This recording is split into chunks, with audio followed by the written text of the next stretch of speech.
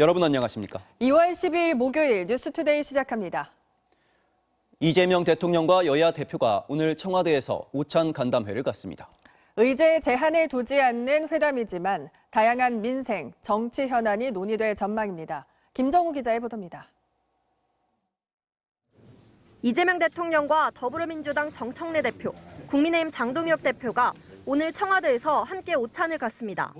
오찬은 청와대 제안으로 성사된 걸로 파악됐는데 청와대는 국정 운영을 위한 여야 협력을 당부하는 자리라고 밝혔습니다. 이번 회동은 민생 회복과 국정 안정을 위한 초당적 협력 방안을 논의하기 위한 자리입니다.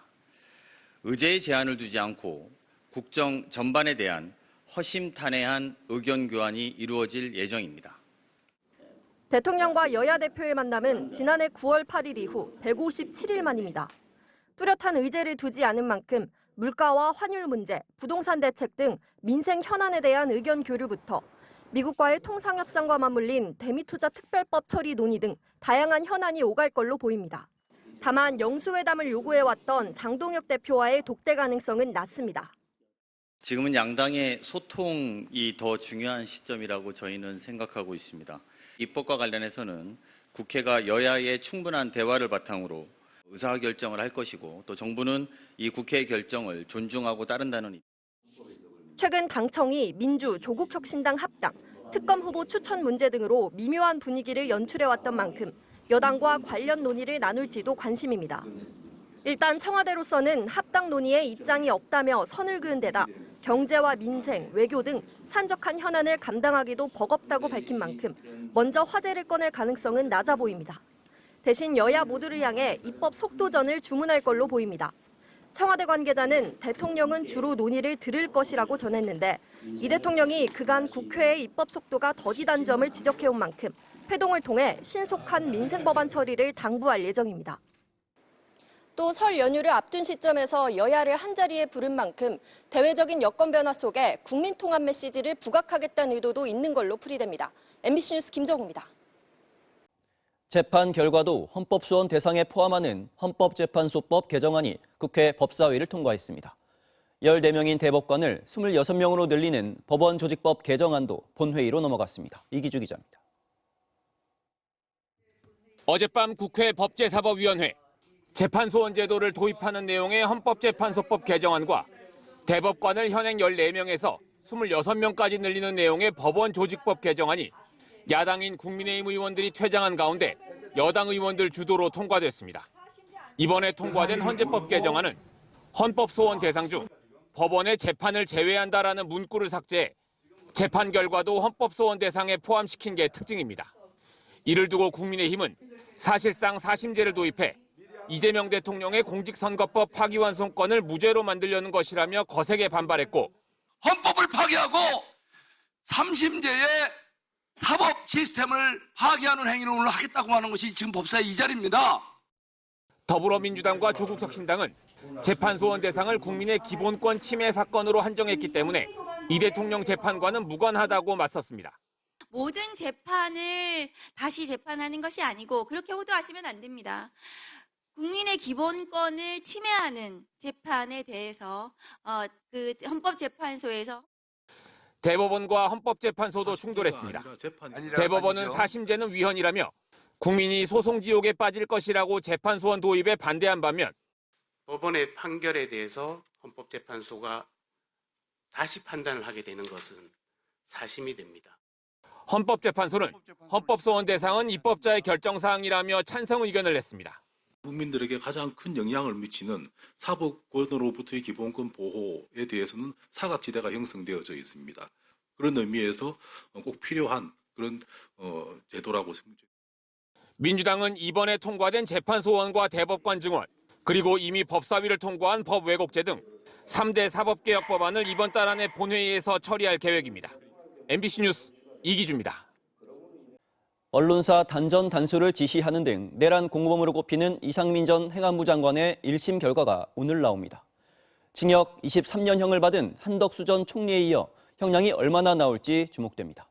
그리고 이 재판은 오후부터 생중계됩니다. 유서영 기자입니다.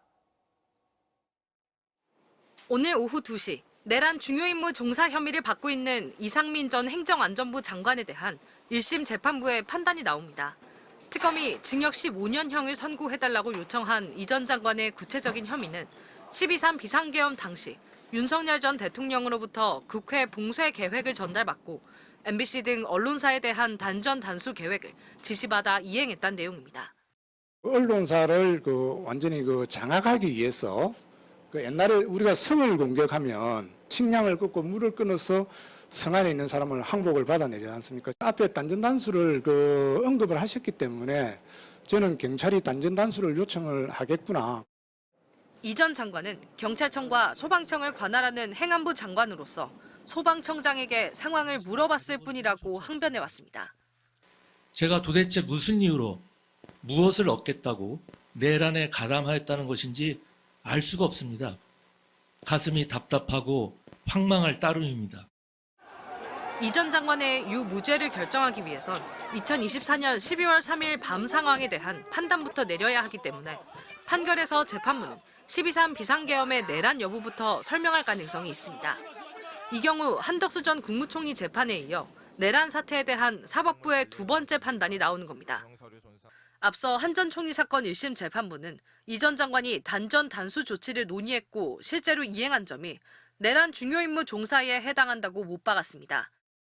얼마나 형량이 나올지도 관심인데 행안부가 국방부와 함께 비상계엄의 주무 부처 중 하나인데다 15년간 판사로 재직한 이 전 장관이 계엄의 위법성을 인지했을 가능성이 높다는 점도 영향을 미칠 걸로 보입니다.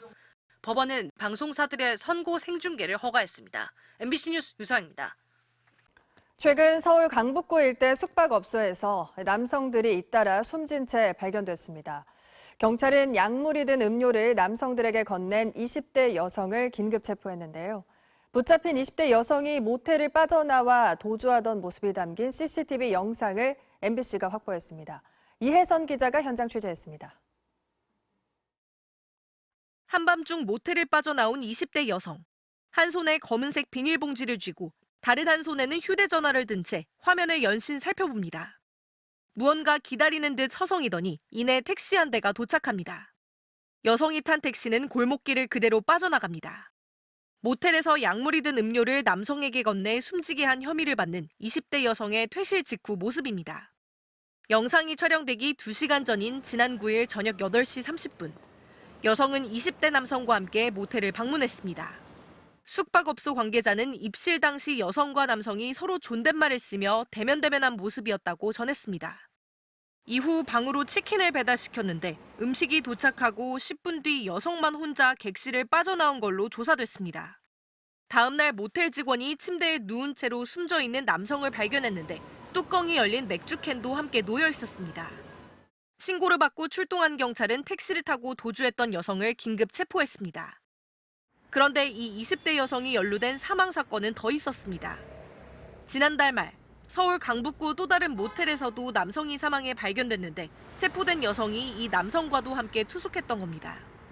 경찰은 여성이 숨진 남성들에게 향정신성 의약품을 집어넣은 음료를 건넨 걸로 보고 있습니다.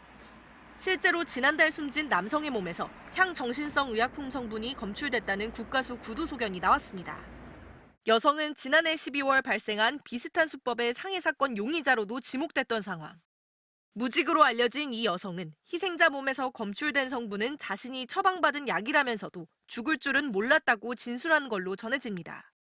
범행 경위를 조사 중인 경찰은 우선 상해치사 혐의로 구속영장을 신청하는 한편 여성에 대해 사이코패스 검사를 진행하는 방안도 검토 중입니다. MBC 뉴스 이혜선입니다.